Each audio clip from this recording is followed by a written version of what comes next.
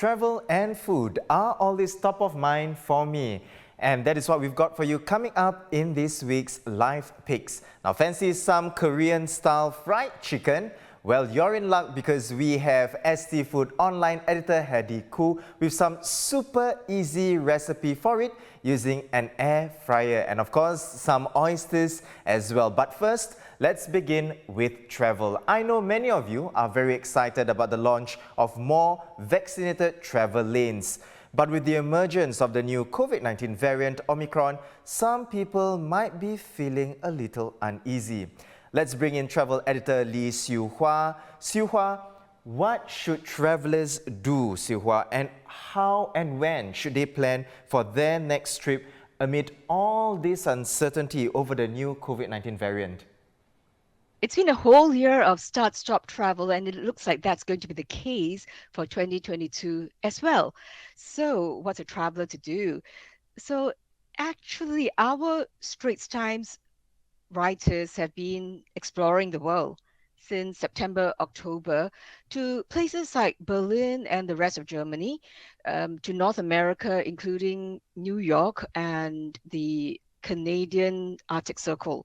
So, and right now, even as we speak, some of our writers, and I think we know our own personal friends too, are on the road, even though they are traveling under the Omicron cloud.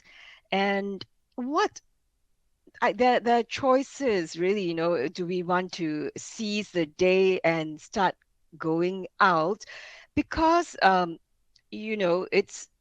it's a good time to go in a way because the destinations are definitely less crowded, and this is a window of time before people really travel with a huge vengeance again.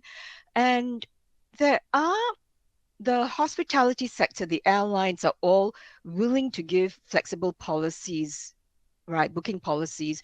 So we can plan and then unplan and it's still okay. But we know that travel is also very costly and uncertain with the COVID-19 tests, with travel insurance doubling or tripling. So I think it's also perfectly okay to wait until it feels safer. For some people, they want to be significantly safer, and that's really cool also. Um, Actually, there are really no right or wrong decisions, mainly an educated choice. And the question about how and when to go, ultimately, I guess it depends on our own bandwidth, our own desire to go or not to go. And for our live microsite, we have started a new category called VTL, Where to Go. So it's got lots of explainers that hit on the questions of when to go or how to go. And also there are destinations that, inspirational, because right now we are the world of travelers, we are in the either a planning or dreaming mode. And so our live site, our travel site um, has a story too about Cambodia, chic Cambodia, and it's one of it's going to it's the VTL is going to be established in mid-December. So take a look. Let's talk about Singapore's upcoming VTL with Cambodia. I've never been, but Siem Reap is definitely high on my list of places to visit, Siu Hua. And it seems there's much more to it than just the majestic ruins of Angkor Wat. Tell us more.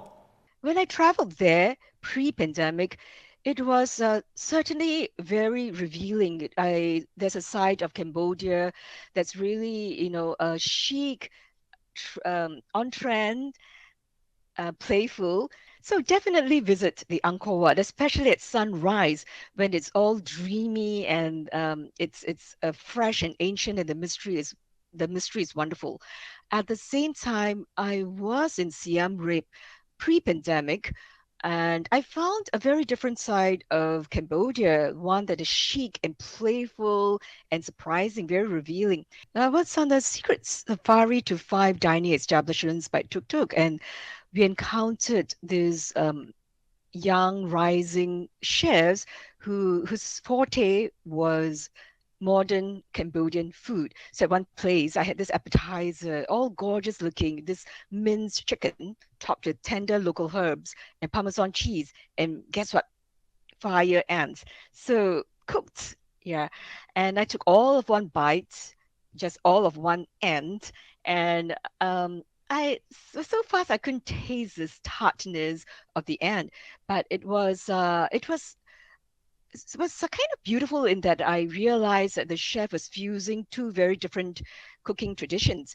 The Cambodians traditionally will savor fire ants, and at the same time, this whole global movement of eating wild food, foraged food.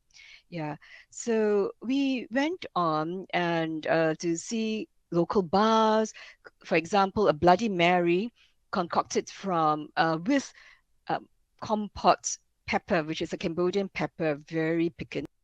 Now, sounds lovely. I hope to visit Cambodia one day soon. Travel editor Lee Siu Hua right there.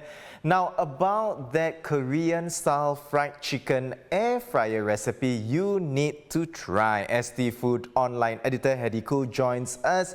Hey Hedy. Hedy, I have to say the wings look really good. Not oily at all. Tell us, how did you do it? I did it with an air fryer, believe it or not, which is a lot less guilt because you're using a lot less oil, and major upside is less washing out to do as compared to if you're going to deep fry the wings. So I think it's a great method. The mid-joint wings practically cook in their own fats when you stick them in the air fryer. I find it important to marinate them before air frying them. And the trick to getting them crispy is to air fry them at least twice. So for about a kilograms of mid-joint wings, you get 24 pieces.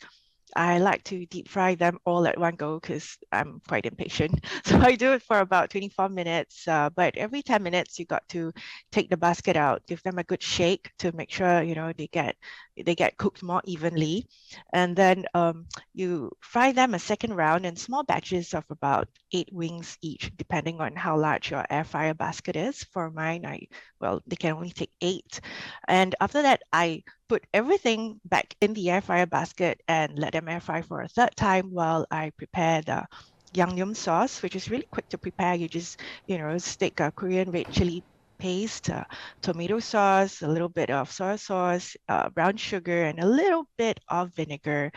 Bring it to a simmering bowl and then put it into a mixing bowl, toss the wings, and you're ready to dig in and watch your favorite K-drama while eating them. I will take note of that multiple steps of air frying 3 times you mentioned. Now, Hedy, Yeah. on your other recipe looks more fancy, and I'm excited for that because I'm a huge fan of seafood. Tell us more about the oysters. Yeah, oysters on half shells always look posh, and I think it's a handy recipe to have around this one, which is basically oysters air fried with mentaiko sauce as a topping.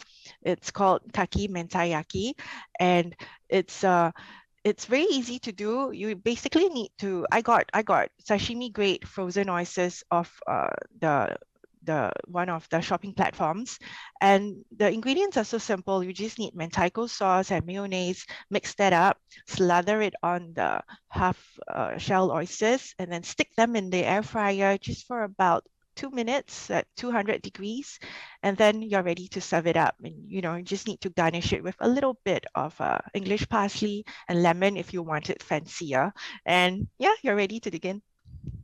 You're really making me very hungry. Well, thank you so much for the recipes, Hedy, and that was STFood online editor Hedy Khoo. Now, from food to travel, to entertainment and the arts, you can find more live pics and the latest news at str.sg/live. And in the travel section, there's a new category called VTL's Where to Go. Everything you need to know about quarantine, free travel, and whether you should travel now or wait till it's safer.